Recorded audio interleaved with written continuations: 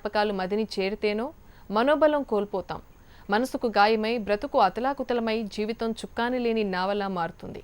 సమాజం చిన్నచూపు చూస్తుంది, పిచ్చివాళ్లుగా ముద్రవేసి పక్కకు నెట్టేస్తుంది. అలాంటి అభాగ్యులను విశాఖ మానసిక చికిత్సాలయం ఆదుకుంటోంది. మానసిక రోగులకు మంచి వైద్యం అందించడంతో పాటు స్వస్థత చేకూరిన జీవితాలకు మనోవికాస కేంద్రం ద్వారా బతుకు భరోసాను కల్పిస్తోంది. విశాఖ మెంటల్ హాస్పిటల్లో నెలకొల్పిన మనోవికాస కేంద్రంపై హెచ్ఎంటీవీ అందిస్తున్న స్పెషల్ రిపోర్ట్. నాకు బాగాలేదు అంటే మైండ్లో ఏదో బాగాలేదని తీసుకొచ్చి ఇక్కడ జాయిన్ చేశారు. ఇక్కడేమో వీళ్ళు ట్రీట్మెంట్ చేశారు. ట్రీట్మెంట్ చేస్తే ఇప్పుడు బాగుంది. వీళ్ళు మెడిసిన్ వల్ల కరెంట్ వల్ల మెడిసిన్ వల్ల ఇప్పుడు మాకు బాగుంది. ఇప్పుడు నాకు హెల్త్ కండిషన్ ఇప్పుడు బాగుంది. నా హెల్త్ కండిషన్ బాగుండేది కాదు. ఇక్కడ మెడిసిన్స్ ట్రీట్మెంట్ వల్ల హెల్త్ కండిషన్ బాగుంది. చెప్పుకోలేని కోలుకోలేని ఘటనలు ఎదురైనప్పుడు మనిషి విచక్షణ విఘ్నతను కోల్పోతాడు. పిచ్చివాళ్లుగా మానసిక రోగులుగా మారిపోతారు. ఇలాంటి అభాగ్యుల్ని ఎందరినో ఆదరిస్తోంది విశాఖపట్నంలోని మానసిక చికిత్సాలయం.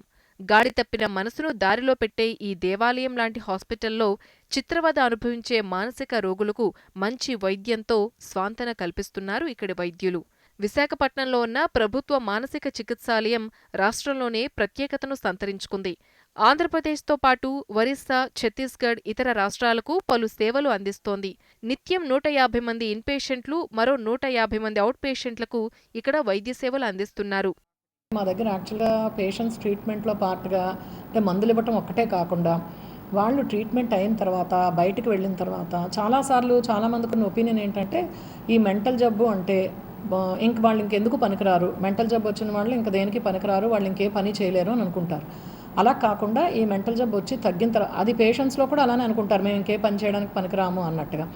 అలా కాకుండా వాళ్ళు చేయగలరు, వాళ్ళు బయటకు వెళ్ళిన తర్వాత వాళ్ళ పనులు వాళ్ళు చేసుకోవడానికి వీలుగా ఇందులో వృత్తి విద్యా వాటిల్లో వాళ్ళకి ట్రైనింగ్ ఇవ్వటం అనేది ముఖ్య ఉద్దేశం. దీనికి వాళ్ళని ఇట్లాంటి విషయాల్లో ట్రైన్ చేసి వాళ్ళు బయటకు వెళ్ళిన తర్వాత కూడా వాళ్ళు ఏదో ఒక పని చేసుకొని వాళ్ళంతటి వాళ్ళుగా కొంత సంపాదన అంటూ చేయగలరు అన్న నమ్మకం వాళ్ళకి కుదుర్చుకోవటం కోసమని ఈ రీహాబిలిటేషన్ అనేది ట్రీట్మెంట్లో పాటుగా ఉపయోగపడుతుంది.